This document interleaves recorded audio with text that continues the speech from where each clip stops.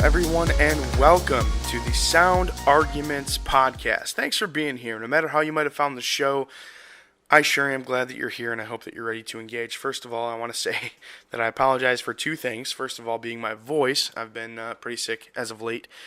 Second of all, I apologize that this episode did not come to you sooner. It's been a few weeks since the last show, and in that show, I made a claim that that episode would be followed very quickly with this one in a matter of days, and obviously it did not, because that was a couple of weeks ago. Though I will say it was not for a lack of good reason, because if you recall, the last episode was a part 1 of 2, and perhaps maybe a couple more parts to come on this topic in the future, but we're talking about Marxism.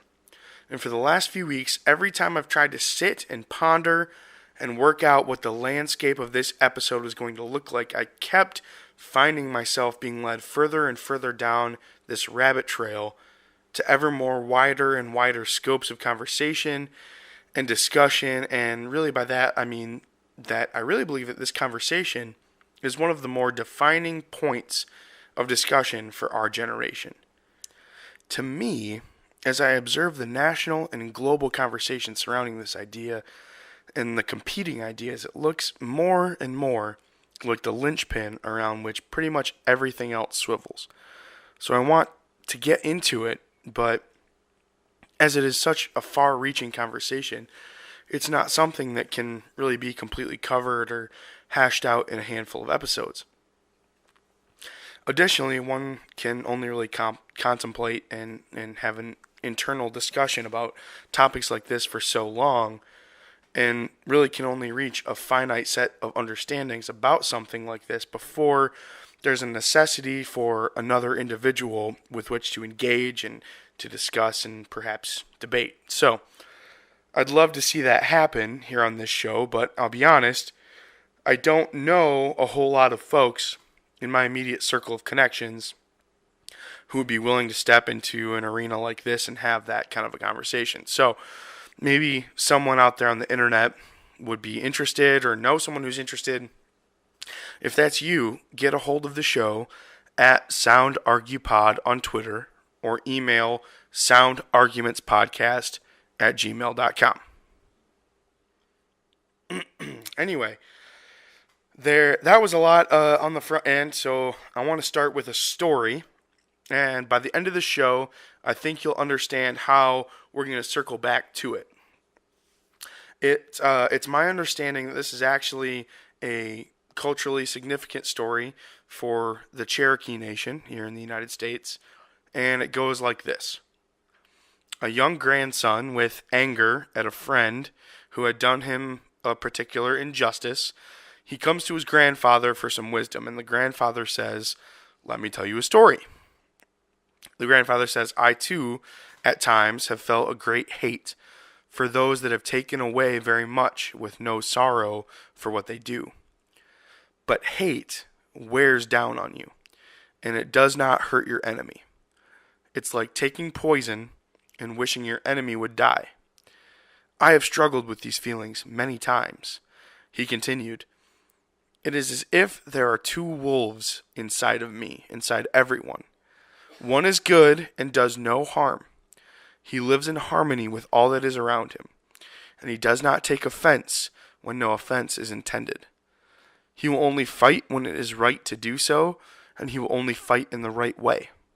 He embodies peace, love, hope, serenity, kindness, empathy, generosity, truth, compassion, and faith. But there is another wolf. He is full of anger. The littlest thing will set him into a fit of temper. He fights everyone all the time for no reason. He cannot think because his anger and hate are so great. It is helpless anger, for his anger will change nothing. This wolf has a heart of evil. He embodies hate, envy, jealousy, sorrow, regret, greed, self-pity, guilt, resentment, inferiority, lies, false pride, superiority, and ego. The grandfather continued. Sometimes it's hard to live with these two wolves inside of me, for both of them try to dominate my spirit. The young grandson looked intently into his grandfather's eyes and asked, "Well, grandfather, which one wins?" The grandfather looked back into the boy's eyes intently and quietly said, "The one that I feed." So, last episode we left off with a question. We had just looked at the history of Marxism and Marxist thinkers throughout American history and what they had devoted their lives to, the contributions that they had made to culture and society, and we noticed a bit of a theme. Many of them were champions of really great causes, fighting against some pretty overt injustices.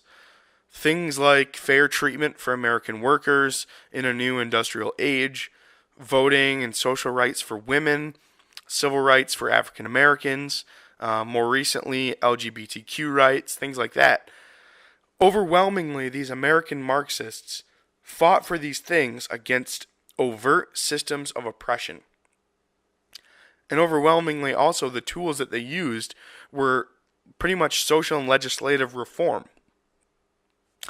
They drove policy decisions and they swayed public opinion. And as we look back on the last 150 years or so of Marxist ideology in this nation, we see how American Marxists really devoted their lives to these causes. And we can say two things pretty definitively. The causes that they fought for, one, were just and righteous, and their battles have essentially been won for two.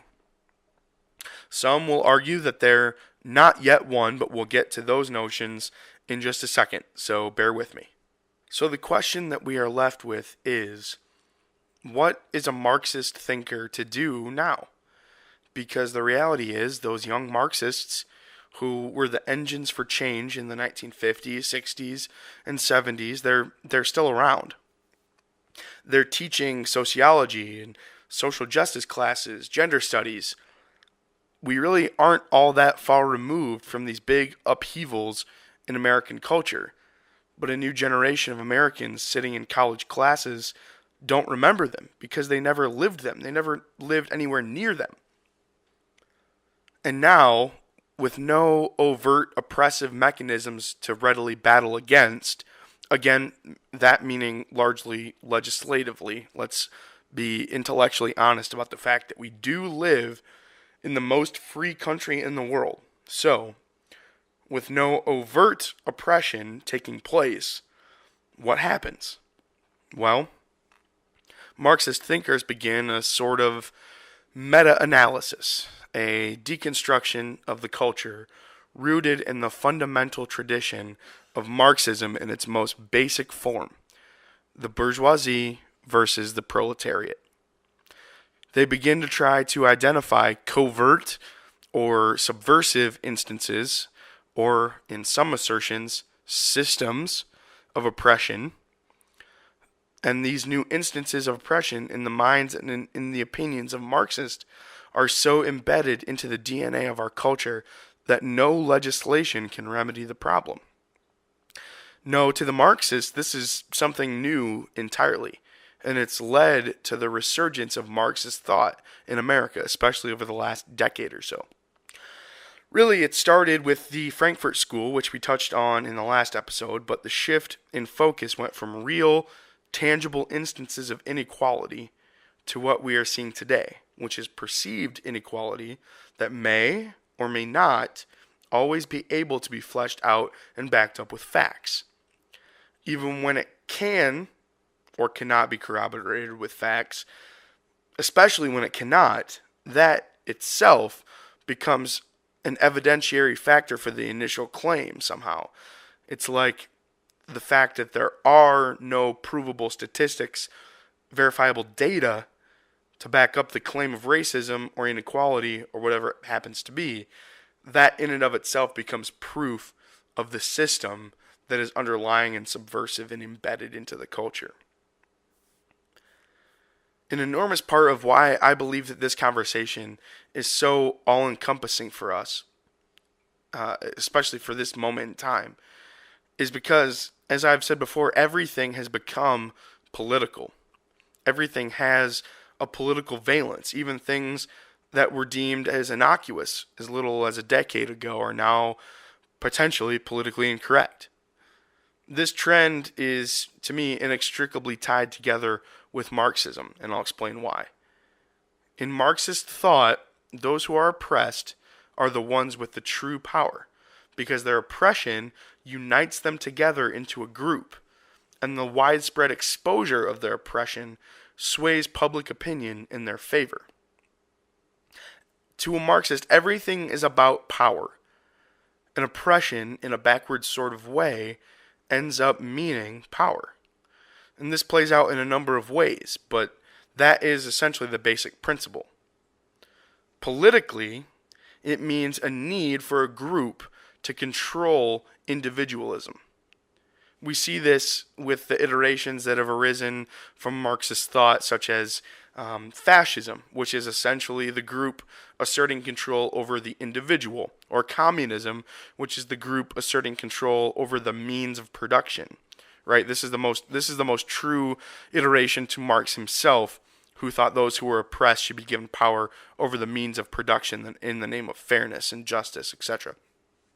And now today we've arrived at another iteration, which is socialism, which is, again, the group asserting control not over the means of production, but the fruits of production. And this is the equality of opportunity versus the equality of outcome argument. Social justice sort of neo-Marxists over the last number of decades have directed their efforts at tearing down the notion that there is any true equality of opportunity based on these covert, subversive, and, to their claim, systematic oppression of individuals that is solely based on things that exist outside of the individual's control. Things like race and gender, and now on to gender identity, sexual orientation, and the like. We can debate at another time whether those things are truly out of the control of the individual or not. But that is their claim, that is their purpose. Their desire is to tear down the idea that there's an equality opportunity of equality of opportunity based on those things, that there's some sort of underlying oppression based on those factors. And they want to eliminate this notion that there's a true freedom of equality and opportunity, so that the answer then must be to become legislating equality of the outcome.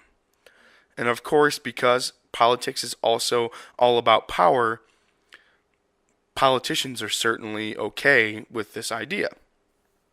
So it's no wonder then why, even when so-called conservatives have legislative control over the country, as in they have full control of the House, they have a Senate majority, they have the White House, we still creep ever more steadily towards the left in terms of overall legislation and ideology. Because more power in Washington means more money, more control, and thusly more self-fulfilling justification for existence for those who are elected to be our voices. At least that was their initial intent. And the evidence of this is clear. We're less of a representative republic today than we were 200 years ago. That cannot be argued with. But that's still what we told we are. We're still told that we're a representative republic. But a government of the people, by the people, and for the people, that clearly does not exist today. And the people have started to feel that this is a half-truth. And now we have this sudden emergence of populism that's rising up on the far right. And one could argue that this is sort of a mirror movement of the identitarian, critical theorist, Marxist, far left that's become more and more mainstream under the politics of recent Democratic Party figureheads like Barack Obama and Bernie Sanders and so on. But I'm sorry, forgive the slight digression because I really want to round this out with a little bit more discussion before we wrap it up.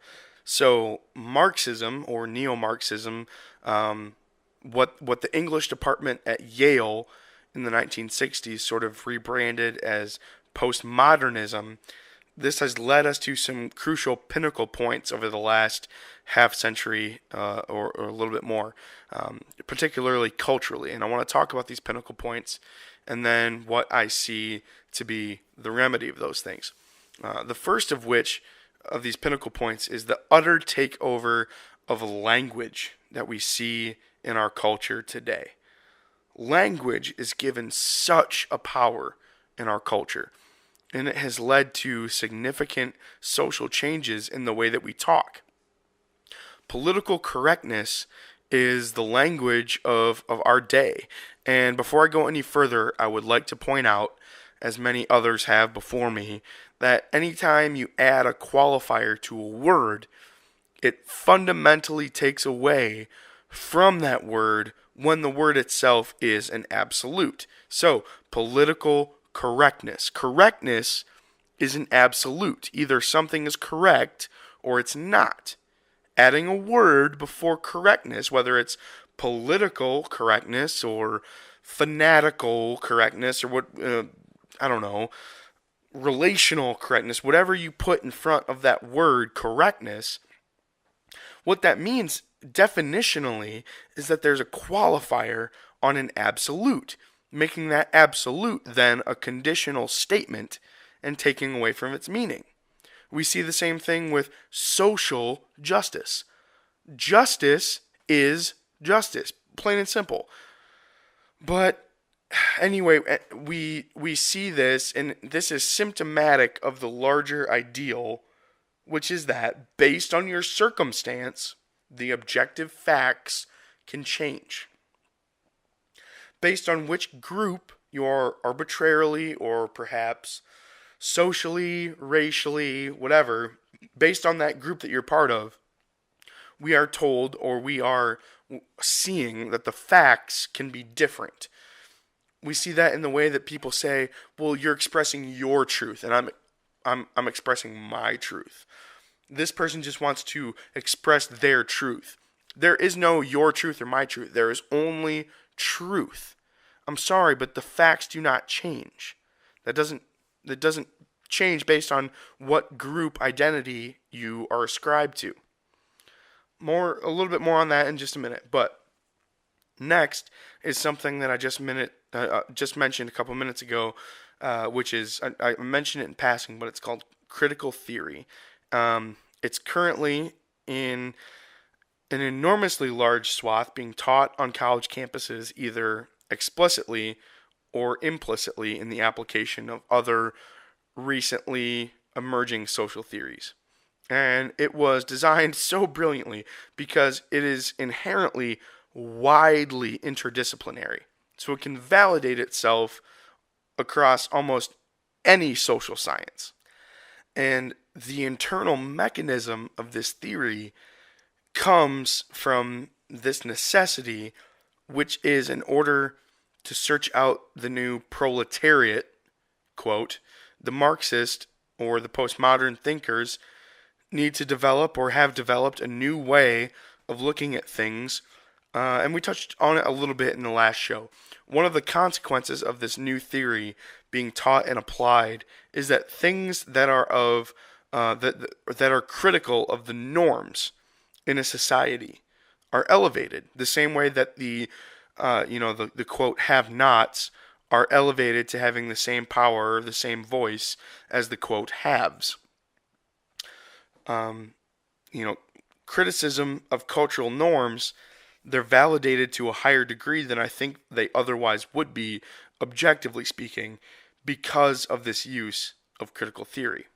Now, there are certainly some good things that can come from a critical analysis of societal norms, but there's also a danger for something of a snowball effect, I think. And I also believe that we're experiencing this a little bit today, because what can potentially end up happening is a demonization of the norms in a given society and a tearing down of institutions and symbols that used to be unifying. When you're being so critical of the norms, you're inevitably going to end up at the institutions and symbols that used to unify a society. And these are things that used to give all of us, every religion, race, color, creed, used to give all of us a shared meaning as Americans, specifically speaking to our case as people who live in America. And now they've fallen prey to this hypercriticism that is the result of a sort of a cyclical application of critical theory that keeps trying to one-up itself in finding the oppressor and the oppressed, diving deeper and deeper and deeper into the layers of a society, fragmenting us further and further into groups with a separate identity.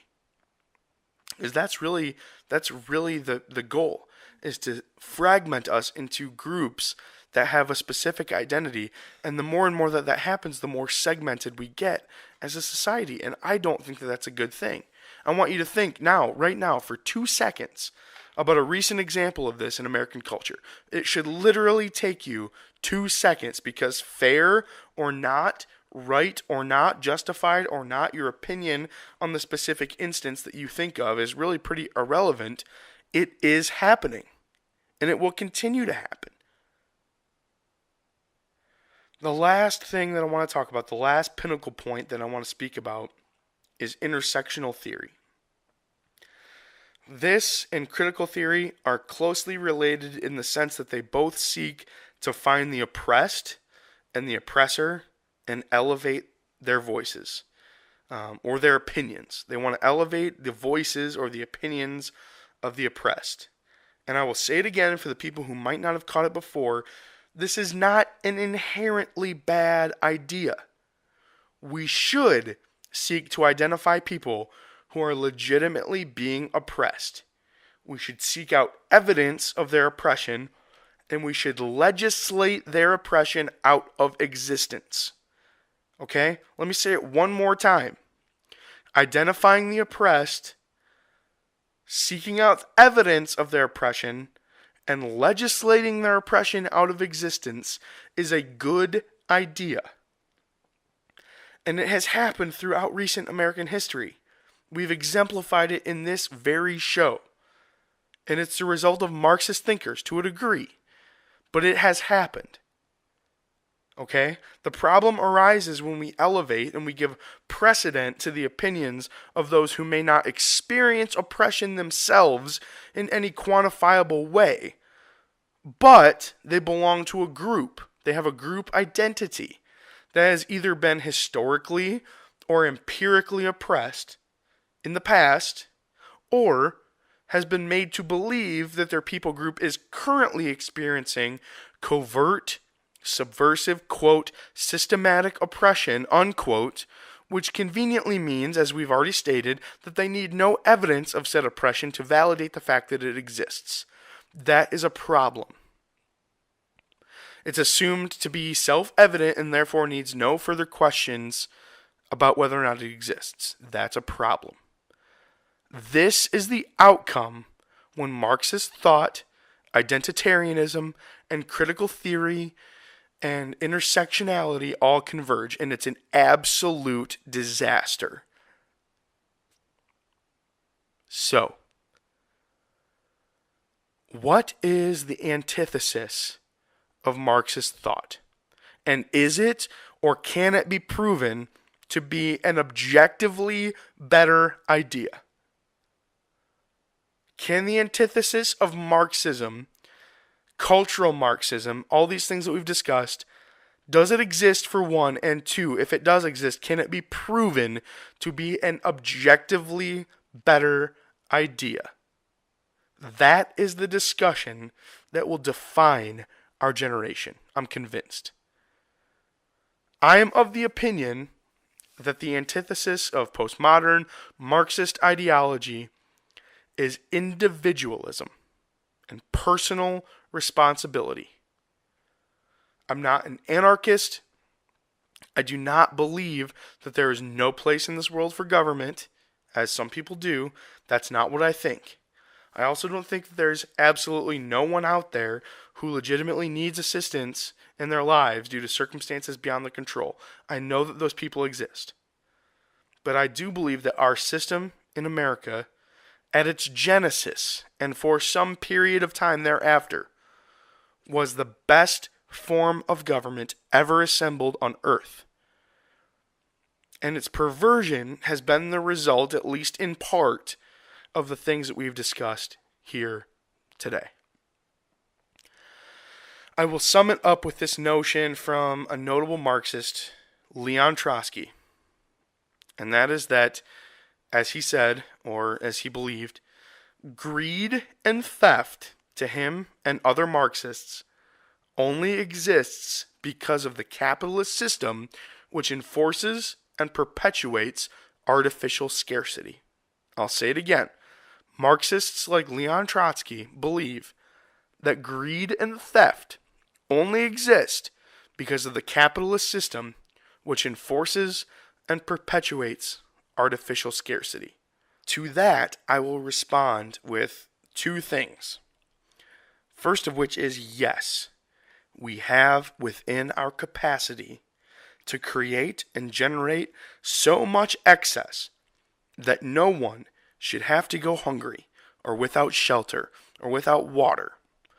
But the system is not the problem.